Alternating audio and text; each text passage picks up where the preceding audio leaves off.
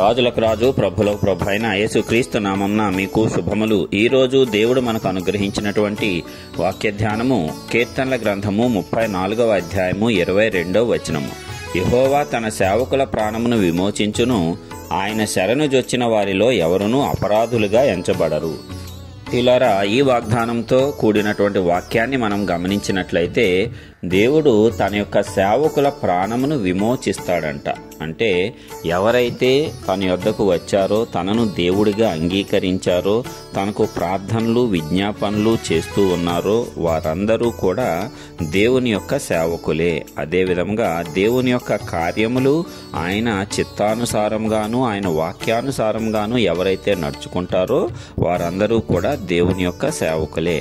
ఆయన సేవకుల యొక్క ప్రాణమును ఆయన విమోచిస్తాడంట. ఎందుకు ప్రాణమును విమోచించాలి అంటే, మరి ప్రాణము ఎంతో అమూల్యమైనది. అయితే అపవాది యొక్క బంధకాలలో ఆ ప్రాణము పడిపోయినట్లయితే మనము తీవ్రమైన నిరాశ నిస్పృహలతోనూ భయముతోనూ ఈ లోకంలో జీవిస్తాము. అలాగ జీవించటమే కాకుండా మనము మరణించిన తరువాత కూడా నిత్య నరకాగ్నిలోనికి వెళ్ళేటువంటి ప్రమాదం ఉంది. అందుకే ఈ లోకంలో మనలను సరైన మార్గంలో నడిపిస్తూ ఆ రక్షణ మార్గాన్ని మనకు అనుగ్రహించి దానిని కాపాడుచు ఆ తర్వాత ఆ రక్షణను కొనసాగించేలాగా నిత్య జీవములో మనలను ప్రవేశపెట్టడం అనేది దేవుని యొక్క గొప్ప ప్రణాళిక.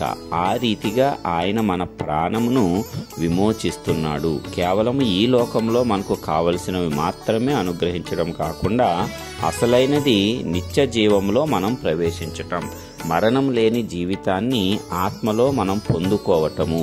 దీనిని ప్రభువు మనకు ఉచితంగా దయచేశాడు. దానికోసము ఆయన కుమారుణ్ణి మన కోసం విమోచన క్రయధనముగా అర్పించాడు. కాబట్టి ఆ రీతిగా ఆయన మన ప్రాణములను విమోచించాడు. అంటే విడుదలను మన ప్రాణానికి కలిగించాడు. మన ప్రాణము మన ఆత్మ నిత్య నాశనంలోనికి నరకాగ్నిలోనికి వెళ్ళిపోకుండా నిత్య జీవంలోనికి ఆ పరలోకంలోనికి చేరేలాగన ఆయన విడుదలను మనకు అనుగ్రహించాడు. కాబట్టి ఆయన ద్వారానే మన ప్రాణమునకు విమోచన కలుగుతుంది. అదేవిధంగా ఈ లోకంలో చూసినట్లయితే అనేక సందర్భాల్లో మానవులు ప్రాణము విసిగిపోయింది అంటూ ఉంటారు. అంటే ఇక ఏ పరిస్థితి కూడా వారికి అనుకూలంగా ఉండదన్నమాట.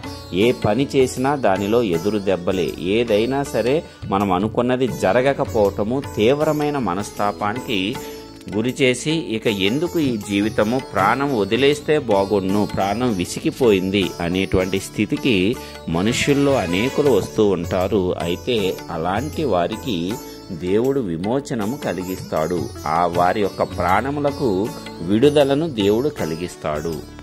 అయితే నీకు అలాంటి పరిస్థితి ఏర్పడినప్పుడు నీవు ఆశ్రయించవలసింది దేవుడినే.